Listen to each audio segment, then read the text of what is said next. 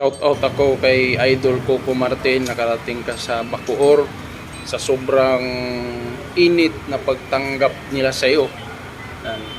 Bacoor, Cavite, nandito na si Tanggol, Coco Martin.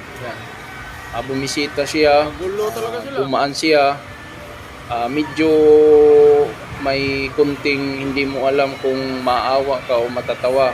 So ito is experience to ni Tanggol nung pumunta sa Cavite, Bacoor. Ito na yung sobrang init sa pagtanggap o pagsalubong ni Coco Martin. May nangyayari na hindi ko alam kung matatawa kayo o maawa sa nangyayari. So ito ito yung nangyari.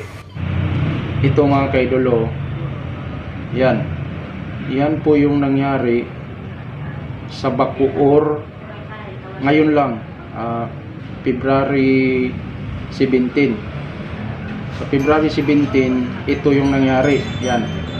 Dahil nga sa sobrang init na pagsalubong ng taga Bacoor kay Coco Martin, ito yung nangyari. Ngayon lang to, sunog talaga. Sobrang init, sa sobrang init ng pagsalubong kay Coco Martin sa Bacoor, no. Yan, daming ambulance, daming fire, truck fire o bumbero. Yan, papasok yan sa loob. Kaya hindi mo alam kung maawa ka o matatawa, kasi sakto talaga yung salubong ng mga tao sa sobrang daming tao.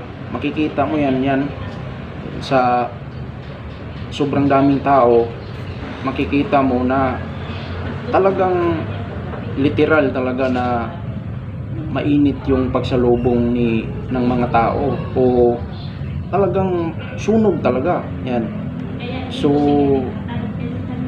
maraming hindi ko alam kung ang tao sa nasunugang na to, kung nandun nag-aabang kay Coco Martin, hindi nila alam na nasusunog na pala yung bahay nila, o kaya hindi nila alam na yung mga gamit nila, dahil nag-aabang na sila doon, hindi nila alam kung anong nangyari sa bahay nila, sa sitwasyon.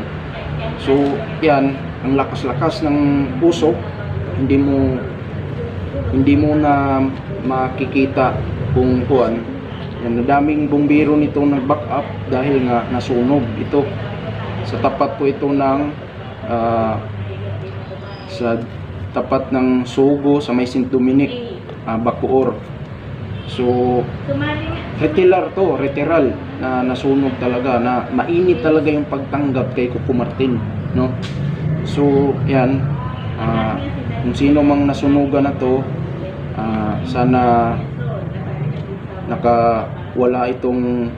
walang nangyari o walang nasugatan o walang namatay sa nasunog na tong squatter sa likod ng may building ito na malaki, no?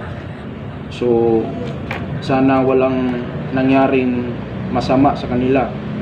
Kaya kay Coco Martin, sana matulungan mo tong shoutout ako kay Coco Martin. Baka mabalitaan mo to, may nasunugan ng mga tao, kung sakto talaga yung pagpunta mo dito. Yan, hindi ko alam kung gaano kalaki, kasi nasa video lang nakikita natin, na videohan natin na malaki o makuha yung usok, maitim.